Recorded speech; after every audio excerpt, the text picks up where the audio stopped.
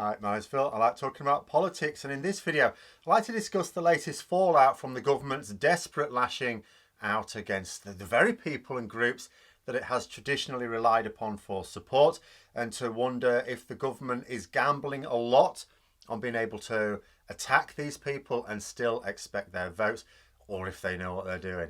But first, if you'd like to be notified of daily news and politics, please subscribe to the channel and click the bell notification icon. So in terms of generalisations, there is a view that British farming was largely in favour of Brexit. There are a lot of conflicting views on that, I'm aware. I don't know what the truth is exactly. I do know that there was a certain level of prominence amongst pro-Brexit farming groups in the campaign, not really a lot of anti-Brexit ones. It is possible, of course, that the media deliberately skewed what was a more balanced view, but farming is largely seen, rightly or wrongly, as a sector of our economy that supported Brexit and is now being faced with the existential threat as a direct result. But right now it makes no difference whether most farming communities supported Brexit or not. There will have been some farmers who did, and there will be some farmers who didn't. What matters is what they think of it now. And it does matter, because farming communities may matter more than any other in the country. Because one thing we do know is that farming communities are absolutely crucial to the Conservatives' electoral success. If these communities turn on the Conservatives, we will be getting another government at the next election. So you'd think that the government would be fawning all over them. You know, absolutely let most of the country go to hell in a handbasket, but prop up the farmers.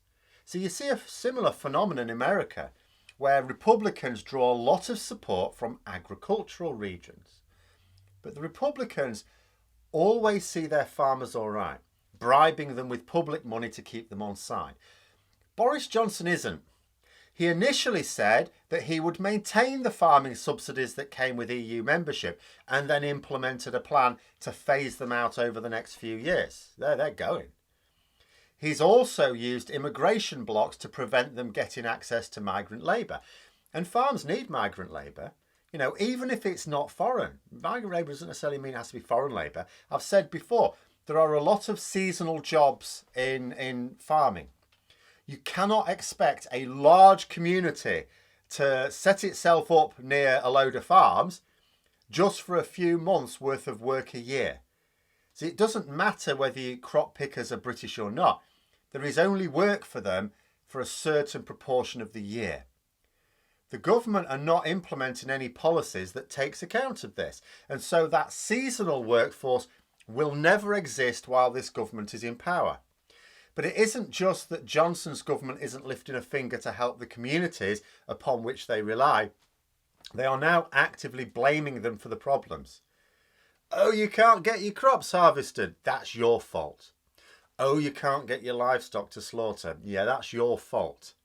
So how come the Republicans in the United States will throw vast sums of public money at farmers to keep them on side, but Boris Johnson thinks that he can insult them and take away their livelihoods and still expect their support? There can be only two possibilities. Either Boris Johnson is an idiot, or the British farming communities are idiots. Has to be one of the two. If farmers are idiots and the people who rely, because it's not just the farmers, it's all of the people in that community that rely upon that farm, then they will continue to vote Conservative in the belief that as bad as things are under them, it will be worse, somehow worse under a different government. This was essentially why people voted as they did in 2019. The Conservatives didn't even pretend that their previous decade in power had been good. It was a winter election and the sick were on the floors of hospital corridors. Not even left on trolleys in corridors because they'd run out of beds, because they'd even run out of trolleys. And this was before the pandemic. A recent report has noted that poorer people in Britain are having a declining life expectancy. And that was before the pandemic.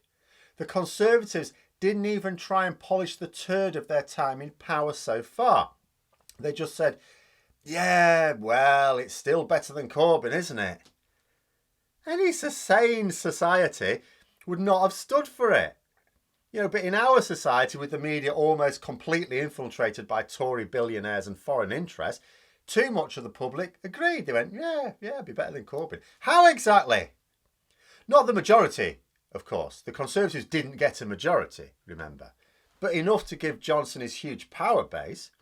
It has to be the case that Boris Johnson believes that the same will apply at the next election. Sometimes a government will initiate an unpopular policy a few years away from an election, believing, usually correctly, that people will have forgotten all about it when the election actually arrives. That's often what happens. Early on in a parliamentary cycle, ram your unpopular stuff through that you think needs to happen, usually for the good of the country, not in this case, but ram it through and then it'll all blown over by the time of the election. And they don't have to trigger the next election until late 2024. You've got 2.5 more years if they want it. But they know that things aren't going to get better. If they leave the election that late, British farming will be a bomb site by then. Our reliance on foreign imports of food will be much greater than now. So who is the idiot? Johnson or people in farming communities losing their livelihoods? Of course, it's not like many of these communities would switch to Labour anyway. You might point out that the Liberal Democrats would be the obvious switch for people in these constituencies. And yes, you'd probably argue that many of them would be quite happy with a Liberal Democrat government compared with what they have now. But that's not an offer, is it? Everyone knows. The next government will either be Labour or Conservative. Yes, of course, Labour will probably need the support of other parties, including the Liberals. But if these people still believe that a party whose previous government saw them flourish would still be worse than the one that actually cost them their incomes, what hope is there? That's clearly Johnson's gamble. And it may not even be much of a gamble. 2019 showed a very ugly side to politics in many ways. But in this case, specifically with first past the post as well, democratic politics used to be about appealing to the masses. Yes, it wasn't always honest. Often it wasn't. Not all politicians, especially conservative ones, ever intend to implement some of their more popular policies. But it was standard practice to appeal to the electorate. In 2019, that changed. There was nothing about the Conservatives being brilliant. It was all about being the cleanest of the available turds. Life is crap under us, they said. Absolutely, yeah, no question about it, no denying that, but it's better than the alternative. And Johnson hasn't just attacked farmers, he's attacked business as well. Now, in this case, I suppose the political calculation's different. Whereas the Tories rely upon agricultural areas for votes, they rely upon businesses for donations.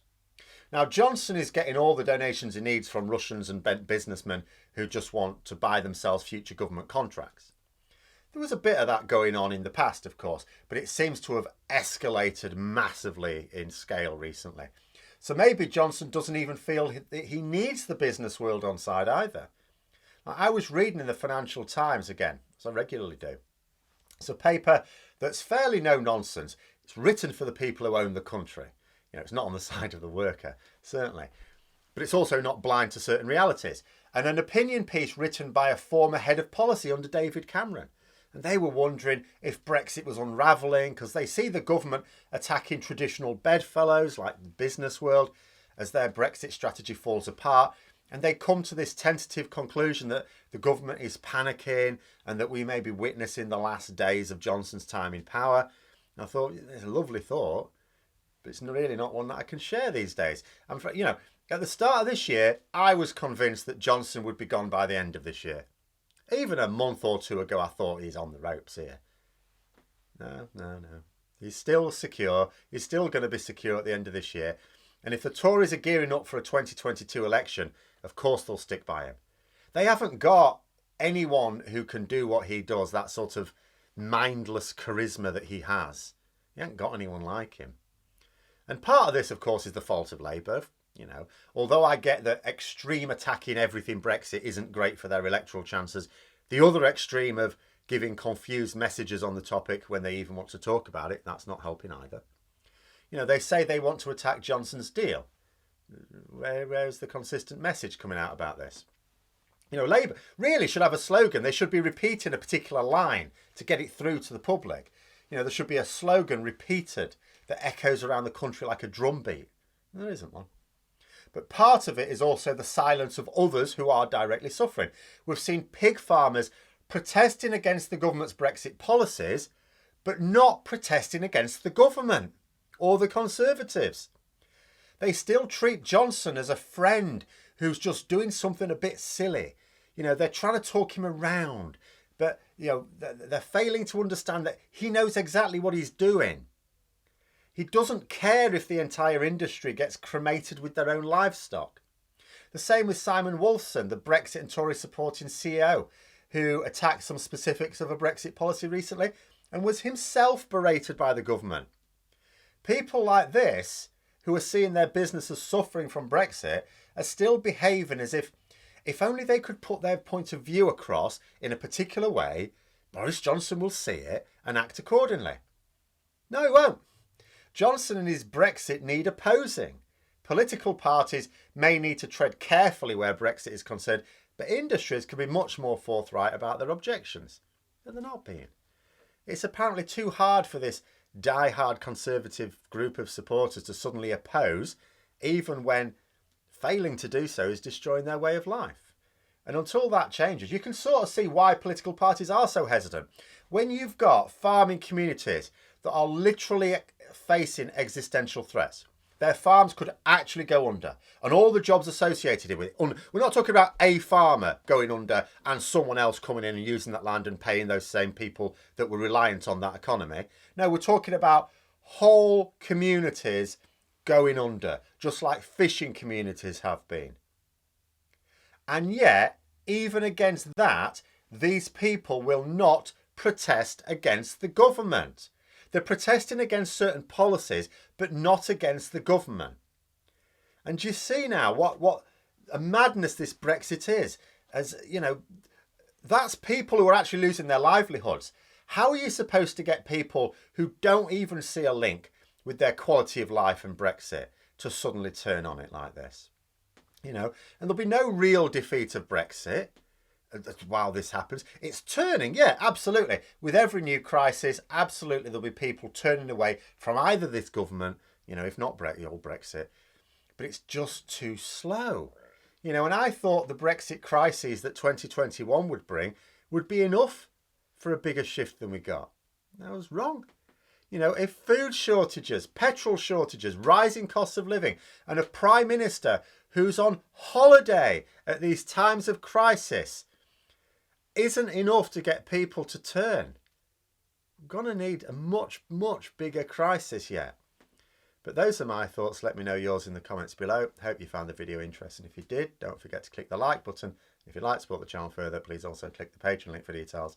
And until next time, I'll see you later.